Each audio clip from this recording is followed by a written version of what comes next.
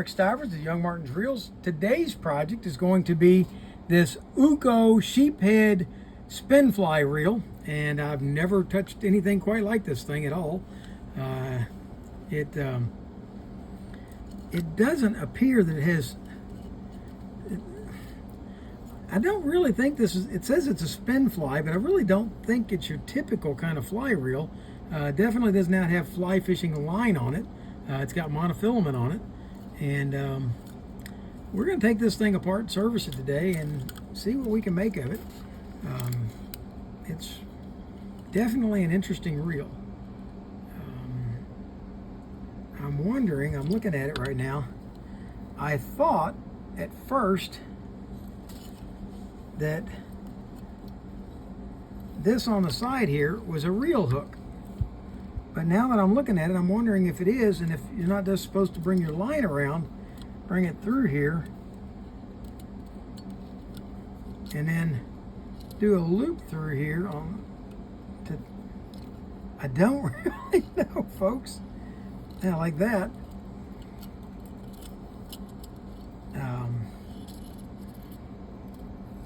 No, that's definitely not the case, because there's no way to hold the line there. Okay, all that'll do is make a mess. Okay, so that I like messing with unusual things, and this is definitely an unusual thing, but this one's going to be a challenge, I think. It's not that it looks like it's that difficult to take apart and repair. It's just trying to figure out how you're supposed to use it. It's a very unusual reel. So we're going to start off taking off the handle.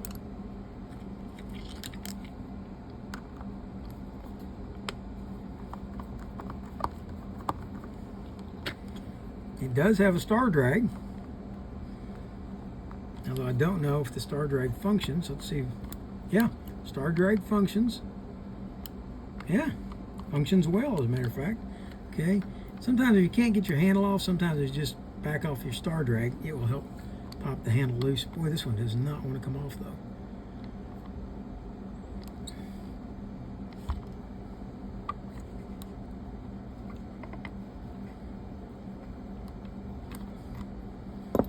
Somewhere along the way, that handle got really torqued down, and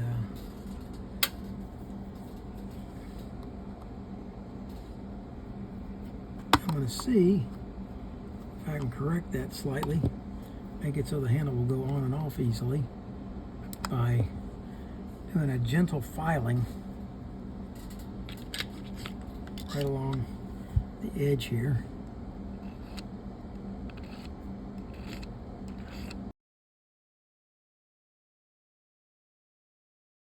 Okay, now let's see if that handle doesn't fit properly. Well, definitely better, but still really tight.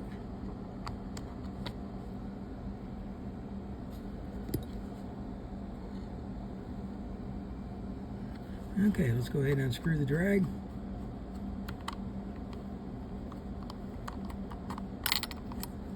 Okay.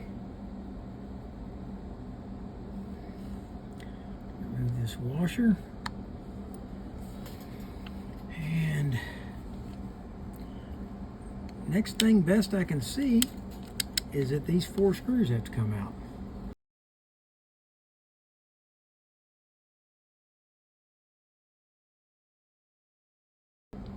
Now, I believe that with those off, this housing should come off of this side. But it does look like it's got these little clips right here that kind of lock it down. There we go. There. Okay, a little dirty on the inside here. All right, now. Okay, we have a big screw here to take out.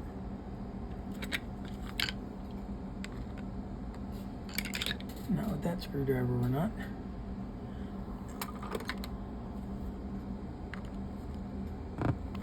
Okay. There's that screw. There comes the spool off. Okay, now normally I like to spray WD-40 in and clean a lot of this, but it's got a felt fuzzy ring around it, and I don't want to mess with that, so I think we're going to leave that alone.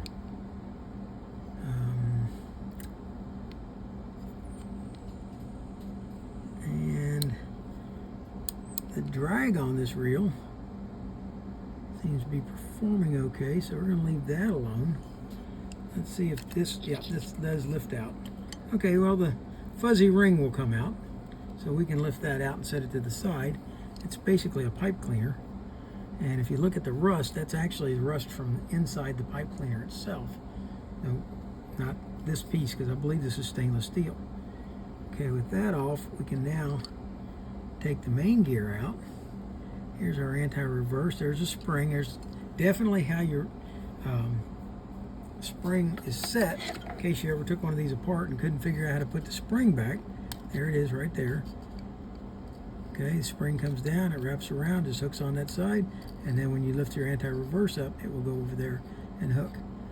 Okay, here is your clicker, and that seems to be working fine. We're going to clean all this up. Let's take a look at our main gear. Now this is a little unusual. Usually this assembly right here is located on the top, on the bottom of the gear, and in this instant it's located at the top of the gear. I did get an email yesterday about a guy. He was talking about, I made him nervous when I'm taking a screwdriver to gears and bearings in precision equipment.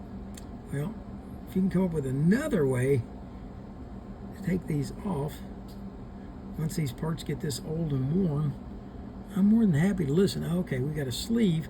It's on here first. So let's see if we can get the sleeve to slide up.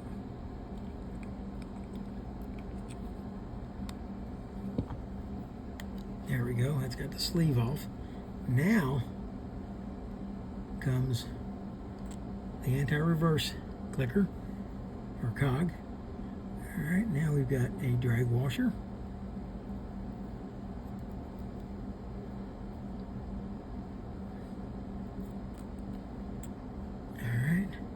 And we have an eared washer down inside here.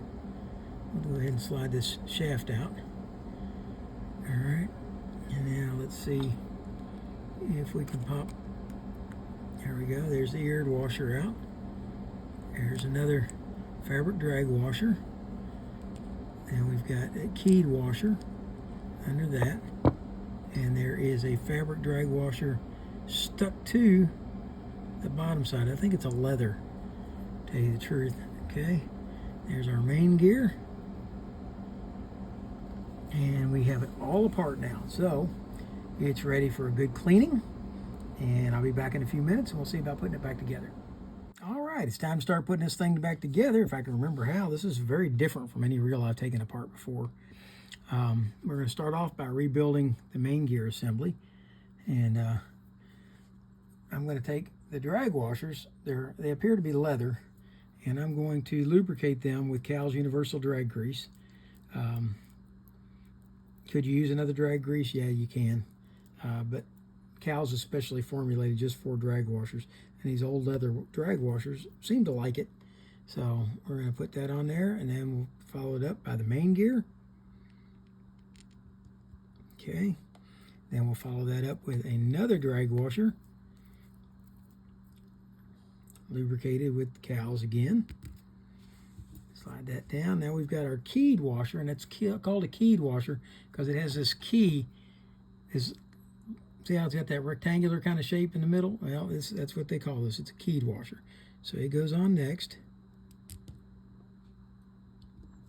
Okay. And we've got another leather washer, and we'll lubricate that. And we'll slide that one in. And then we've got our eared washer, and it goes in. See these little ears? Well, they have to fit into these little notches. So slide this on and get them to slide in like that. There you go. And we've got one more drag washer that goes on, and let's go ahead and lube that up too. Okay, don't want a whole lot of excess grease on there, just enough to kind of hold things together. And then we're going to come back and install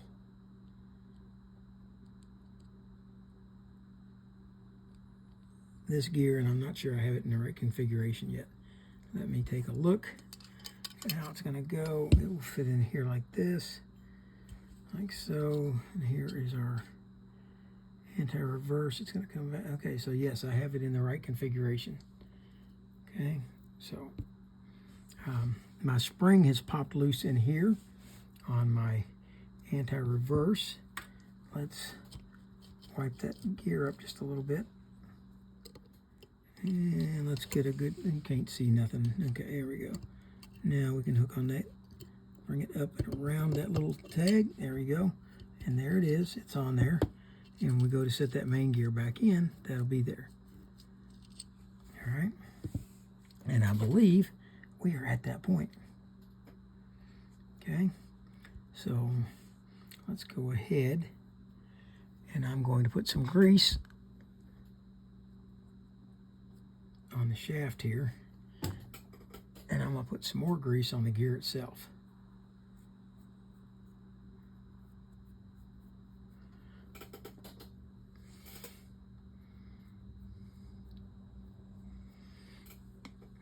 Okay, and what we're going to do is we're going to hold this anti-reverse over out of the way while we put this gear in, like so.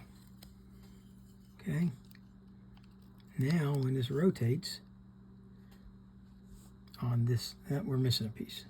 Okay, let's back up. See this piece here? This goes on next. And this holds it all in. It's actually crimped on the end, which is why I had so much trouble taking it off. It's actually, they crimp down on the edges of it to help hold all this in place and lock together. Okay, before you drop it in, make sure that those eared washer pieces are in where they belong. All right, now let's go back, hold that anti-reverse over out of the way, and slide the main gear back in. Anti-reverse should be there, it should be working. Watch. Okay. Yep, and then it fell out because I laid it down on top of it. There you go. Okay, now, what holds all this in? Well, this is all going to be held in place by this guy.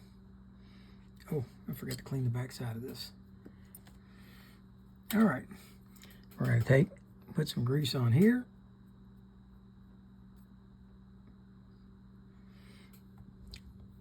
Set this back in place, get that, make sure your anti-reverse. Remember when I set it down, it lifted the anti-reverse out again. There we go, got it back in place. This piece now goes in here. That post goes right through the back and side of the main gear. And now all this is in place. And it actually, those 4 screws that we took out at the beginning were not required to taking this side plate off. Okay, so we're going to put this back in.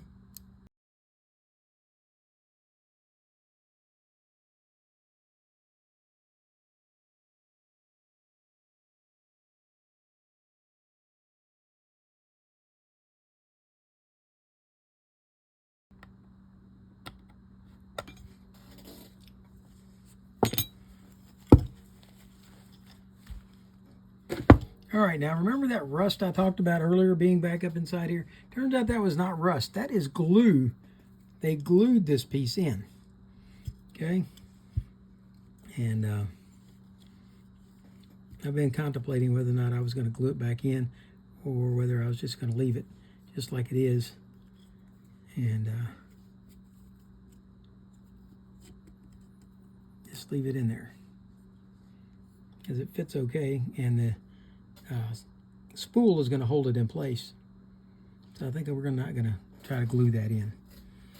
All right, the next part to go in is going to be the spool. And we will oil the center shaft. And we will drop the spool in place. And then we got to get the line up. There we go.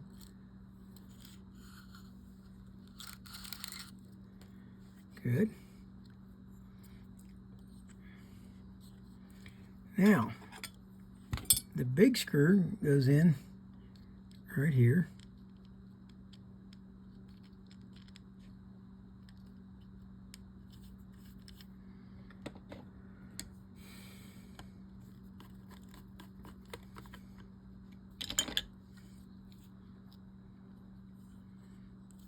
And we can snap on the side plate. See these notches right here? Oh, I missed a little dirt there.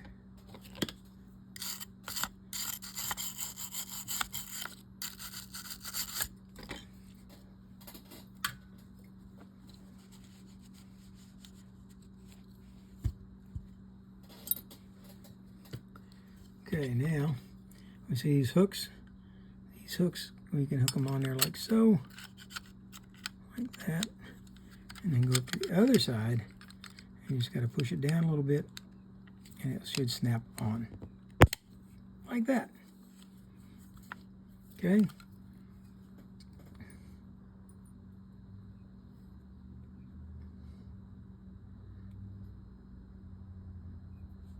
All right, at this point, we can put this washer on.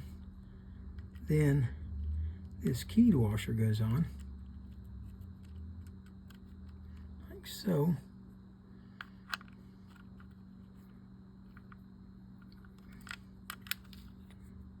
And we can put on our star drag. All right, I had to take a minute to polish this piece up. I knew it could look a lot better than it did.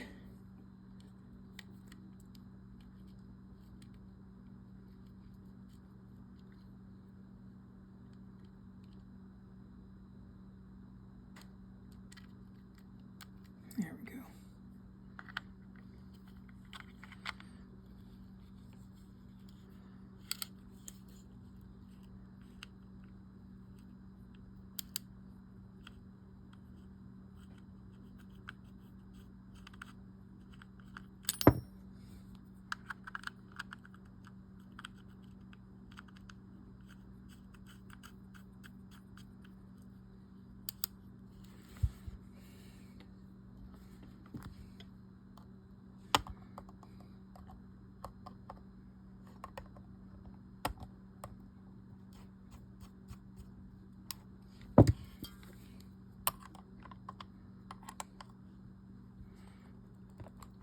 Okay, the handle fits much better now that I filed it down a little bit.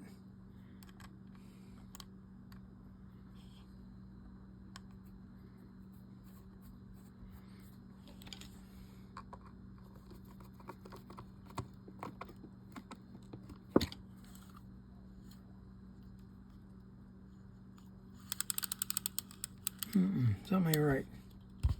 There it goes.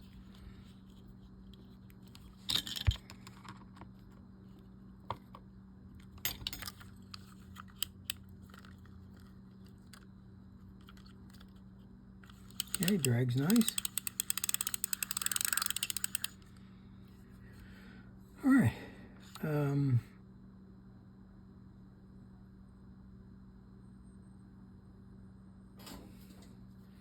There's no override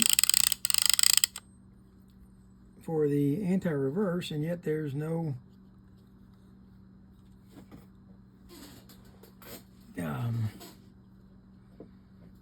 no way to cast this. Let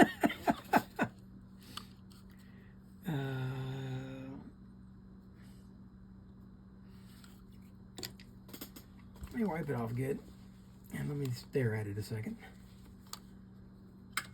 Okay, how would you go about casting this? You don't even have a way to let the line out. It has an anti-reverse.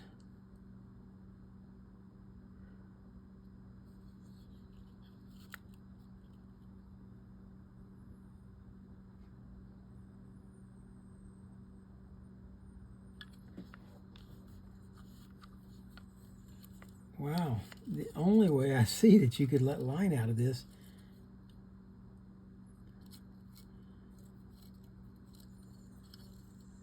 is if you took and put it through here. Like so. Then the line will come out freely. you didn't see what I just did there. This is that thing on the side. The line will come out freely that way. You can easily cast. But now, how would you go about? Well, I guess you would pull it out, bring it back,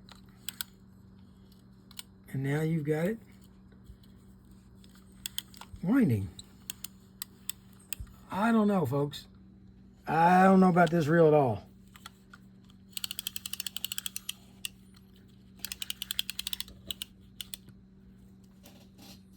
I have no idea why this would be a thing. Well, maybe there's a good reason. There's very few of these reels out there.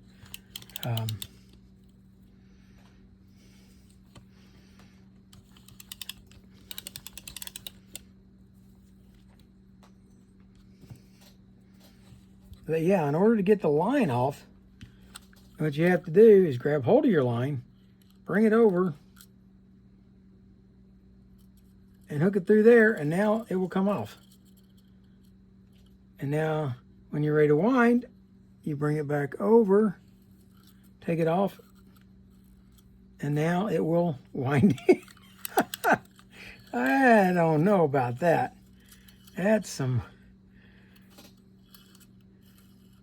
pretty hokey looking stuff there. This would not be, but somebody fished the heck out of this reel. It's got a lot of mileage on it.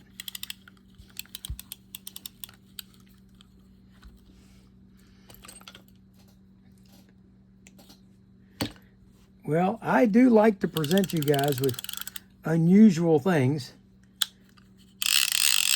This is definitely an unusual reel. But I do believe that that's exactly what that's for. It releases off the end here to allow you to throw it. But then you unhook it from there and boom, you wind it in. It doesn't seem very practical, but that seems to be it. I'm open to suggestions. Please leave lots of comments. I would like to hear them on this one. It says the UCO, UCO, UCO, yeah, no N, UCO, Steelhead Spin Fly fishing reel. I think I need to go look up the patent number. Patent 2649259. I think I need to look up that patent number and see what it says about this. Like I said, I enjoy doing unusual reels, and this is definitely an unusual reel. So, okay, I've got a little bonus footage here. I went and did some research on this reel after I rebuilt it or cleaned it up, and I found the patent on this thing and what its intended purpose was. And this was patented in 1949, so there's a lot of age there. And it was, I can't remember the guy's name. Did I keep it up? Yes, I did. The man's name was Martin T. Ulrich. And he invented this, and he filed for the patent on it. And basically, what he was doing at the time, they still hadn't come up with a good lashless reel. And so this was his answer to the lashless reel. And it was a design that he intended could either replace a conventional spinning reel with the drum, level wind, or it could be used as a fly reel, one or the other, either one at the same time even. And his intention with this was, as I suspected, is when this is threaded through when this line is threaded through your rod, okay, it comes around, and the intention, it should be fished this way, upside down, and you would grab hold of this line, and it's already threaded through your fishing pole here, and when you grab hold of it, you would just simply grab hold of it, pull it back, and loop it once this way quickly, and now the line will come off of the reel. Okay, to undo it, you simply go back the opposite way that you just came, and it will take it off, and you're ready to wind in your line. Okay, whoever wound this one, actually it's not made to go upside down, it's made to go this way. This line, of course, is twisted all to crap, because guess what it's going to do? Every time that you take it and pull it off of this side and wrap it around, let's see, this way, wrap it around to pull it out, now you're unspooling off of this spool in that configuration. Now when you take it and you wrap it back the other way and start to wind it back in, you've got that twist in your line. Okay, because you keep taking it off of the end. But that was his intention. That was the plan for this reel. It was invented and patented in 1949. And it's a really neat reel. I like it. But the thought process was it could be either a fly reel. You could line it with fly line, or you could line it with conventional. At the time, they had that nylon line out. Or you could put in monofilament. Anything that you put on there, you should be able to fish that way.